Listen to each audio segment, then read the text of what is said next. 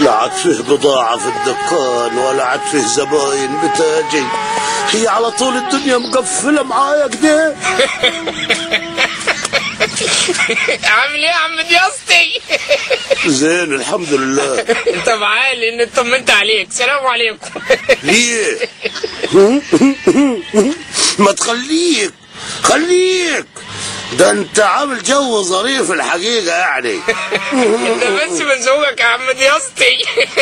مالك ولا ما توقف على بعضك عاد، هو انا ناقصك؟ اصل الواد الجعيد العسكري زميلي ما يبطلش نكت واصل. طول النهار يقول نكت، طول النهار عمال اضحك. وعليه طريقة يا عم دياستي في الكلام اتفطس من الضحك. يعني هو جعيني يضحكك انت وانا اللي اندوج؟ بيقول لك يهسج عيني عشان يضحكك، يعني في ايه يضحك يا سرفاعي؟ بيقول لك مش قادر. بيقول ايه؟ ما تخلصني. بيقول لك مرة واحد قال لواحد صاحبه انا بالي مشغول من امبارح. قال له مشغول يمكن يكون في حد رافع السماعة. يا سلام، الواحد حاسس انه هيموت من كتر الضحك. ولو سمعتها من جعيدها هتضحك اكتر وهتموت اكتر. خلاص خلصنا، هنا مكان اكل عيش مش نكت وكلام فارغ. وبعدين اخلص خالص. وبعدين كيف تكون كبير كده وهايف وتنكد؟ ده حتى ما يبقاش لك هيبه من الناس. ما يعني خلاص اتكل على الله. انت روح شوف حالك وخليك على بعضك كده. هو الواحد هيلاقيها من الشغل اللي نايم ولا من هيافة الناس؟ انا ناقص. هو امال بقى يا عم تسوقي، ده كلها حاجات بسيطة. ايوه الحمد لله.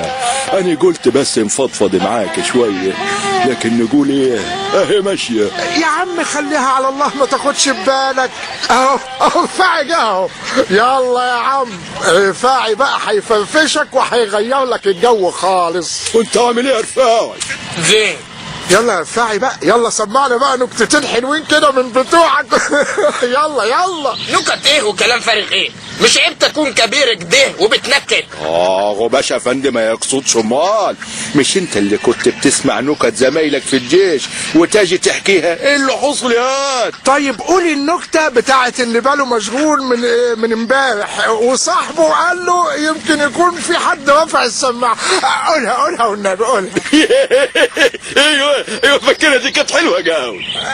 بس بقى يا عم تسوقي بقى ما تخرجنيش من وقاري. طب قول بتاعت بلدياتك اللي فتح محل جواهرجي وعمل اول يوم ببلاش. قولها دي، قولها. ايوه. هو حسك ارفع. قولها انا فاكرها. قولها. بس بقى يا جماعه بلاش بقى الحاجات دي. طب اسمعوا بقى الجديده دي. واحد بلدياتنا دخل للحلواني وقال له عندك جاتوه؟ قال له ايوه. قال له طب هات لي تفاصيل. ايوه كده. ايوه يا رفاعي يا جامد. فين الشاي يا بنت الناس؟ ولا انا هشتغل قهوه تجيب النهار وبعد الظهر كمان؟ طيب حاضر. بشوف بس الصور دي كلتها قبل ما تيجي تاخدها نحميد. صور ايه اللي شغلاك دي صور فرح بنت عمها. بس فرح ايه يا دياستي يشرح القلب؟ احنا في الفرح ولا في الشاي؟ ده كان في مصر. طب وريني كده. طب ما هو فرح عادي، ما هوش يعني فرح بالكمبيوتر مثلا؟ عادي. ده ايه؟ ده اللي واقف يغني ده سليم سليمان. ده بقى نجم مشهور دلوقتي. ده تلاقيهم قعدوا يتصلوا بيه اسبوع عشان يجي بس الفرح. يتصلوا بيه ايه يا بسنت؟ هو صيدليه؟ ده ليه ناس مخصوصه يتصلوا بيها ويتفقوا معاها. ناس مخصوص كيف يعني؟ دول بيبقوا شغالين مع متعهدين. تتصل بالمتعهد تطلبي منه الفنانين اللي انت عايزاهم. انا من كام يوم اتصلت بمتعهد صاحبي، طلبت منه 3 ممثلين ومطرب، بس قال لي ان مفيش غير شاورمة لحمه. ايوه زي مجاول اللي مفارق ده. مجاول؟ ايوه مجاول، بس مش مجاول انفار، مجاول فنانين وبياخدوا الفلوس حسب الاتفاق. يعني تلاقي المطرب سليم سليمان ده ما ياخدش في الفرح اقل من 150 جنيه. ايه؟ ليه؟ عشان